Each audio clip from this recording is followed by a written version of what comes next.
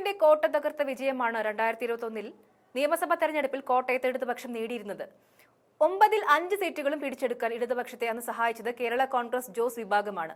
ഈ നിമിഷം വരെ കേരള കോൺഗ്രസ് ഇടതുപക്ഷത്താണെങ്കിലും തദ്ദേശ തെരഞ്ഞെടുപ്പിൽ ഇടതുപക്ഷത്തിന് തിരിച്ചടി നേരിട്ടാൽ നിയമസഭാ തെരഞ്ഞെടുപ്പിന് മുൻപ് അവർ UDF പാളയത്തിൽ തിരികെ എത്തുമെന്നാണ് കോൺഗ്രസ് നേതൃത്വം കരുതുന്നത്.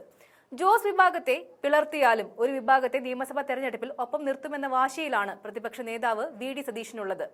മുസ്ലിം ലീഗ് നേതാവ് PK കുഞ്ഞാലിക്കുട്ടിയും ജോസ് വിഭാഗത്തെ UDFിൽ എത്തിക്കാനായി അണിയറയിൽ ചരടുവലികൾ നടത്തുന്നുണ്ട്.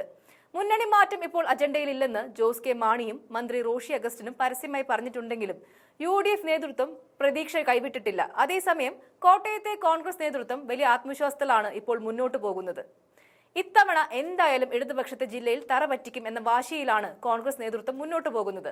10 വർഷത്തെ തുടർച്ചയായ ഭരണത്തിനെതിരായ ജനവികാരത്തിലാണ് കോട്ടയത്തെ കോൺഗ്രസുകാരുടെ പ്രതീക്ഷ. ജോസ് കെ മാണി വിഭാഗവുമായി താരതമ്യപ്പെടുത്തുമ്പോൾ അത്ര ശക്തരല്ലെങ്കിലും കേരള കോൺഗ്രസ് ജോസ് വിഭാഗവും അവരുടെ സ്വാധീന മേഖലകളിൽ സജീവമായി തുടങ്ങിയിട്ടുണ്ട്. ജോസഫ് ഗ്രൂപ്പിന്റെ ജില്ലയിലെ പ്രവർത്തനങ്ങൾക്ക് നേതൃത്വം നൽകുന്നത് കോട്ടയം MP കൂടിയായ ഫ്രാൻസിസ് ജോർജ് ആണ്. ജോസ് കെ മാണി വിഭാഗത്തെ മുന്നണിയിൽ എടുക്കാതെ തന്നെ കോട്ടയത്ത് UDFിന് വലിയ മുന്നേറ്റം ഉണ്ടാക്കാൻ കഴിയുമെന്നാണ് ഫ്രാൻസിസ് ജോർജ് അടക്കമുള്ള നേതാക്കളുടെ വാദം. UDFിലെ അവസ്ഥ ഇങ്ങനെയാണെങ്കിൽ ഇടതുപക്ഷത്തെ കാര്യങ്ങൾ ഇപ്പോൾ അത്ര വെടിപ്പല്ല.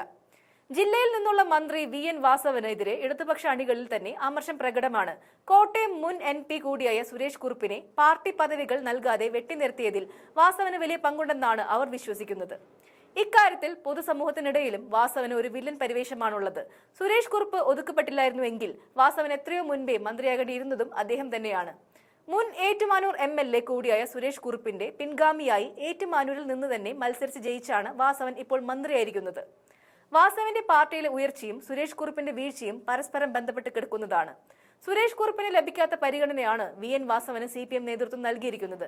സുരേഷ് കുറുപ്പ് ജില്ലാ കമ്മിറ്റിയിൽ നിന്നും ഔട്ടായപ്പോൾ വാസവൻ പാർട്ടിയിൽ മന്ത്രി പദവിയോടൊപ്പം തന്നെ സംസ്ഥാന സെക്രട്ടേറിയറ്റ് അംഗം എന്ന പദവിയും വഹിക്കുന്ന കാഴ്ചയാണ് നാം കാണുന്നത്. ജനകീയ മുഖമായ സുരേഷ് കുറുപ്പിനെ CPM നേതൃത്വം ഒതുക്കിയെന്ന വികാരം ജില്ലയിൽ വ്യാപകമായി പടരുന്നത് തെരഞ്ഞെടുപ്പ് രാഷ്ട്രീയത്തിൽ വാസവനും ഇടതുപക്ഷത്തിനും എന്തായാലും വെല്ലുവിളി തന്നെയാണ്. ഇതിനു പുറമെ SNDP യോഗം പ്രസിഡന്റ് വെള്ളാപ്പള്ളി നടേശനെ പുകഴ്ത്തി മന്ത്രി വാസവന്റെ നിലപാടും മുസ്ലിം ക്രൈസ്തവ വിഭാഗങ്ങൾക്ക് എതിരായ വെള്ളാപ്പള്ളിയുടെ വർഗീയ പരാമർശങ്ങൾക്ക് എതിരെ വാസവൻ പ്രതികരിക്കാതിരുന്നതും കൂടിയാകുമ്പോൾ ഇടതുപക്ഷം ശരിക്കും പ്രതിരോധത്തിലായിട്ടുണ്ട്. കോട്ടയം ജില്ല ഇത്തവണ ഇടതുപക്ഷത്തെ കൈവിട്ടാൽ അതിന്റെ പ്രധാന ഉത്തരവാദി എന്തായാലും മന്ത്രി VN വാസവൻ തന്നെയായിരിക്കും. വാസവന്റെ വെള്ളാപ്പള്ളിയോടുള്ള ചങ്ങാത്തത്തിൽ ഇപ്പോൾ ആകെ പെട്ടുപോയിരിക്കുന്നത് കേരള കോൺഗ്രസ് ആണ്. പാലായിൽ ക്രിസ്ത്യൻ ആധിപത്യമാണെന്നും എല്ലാം കുരിശിന്റെ വഴിയെ ആണെന്നും ആരോപിച്ച വെള്ളാപ്പള്ളി ജോസ് കെ മാണി പരിഹസിക്കുക കൂടി ചെയ്തതോടെ കേരള കോൺഗ്രസ് വലിയ കലിപ്പിലാണുള്ളത്.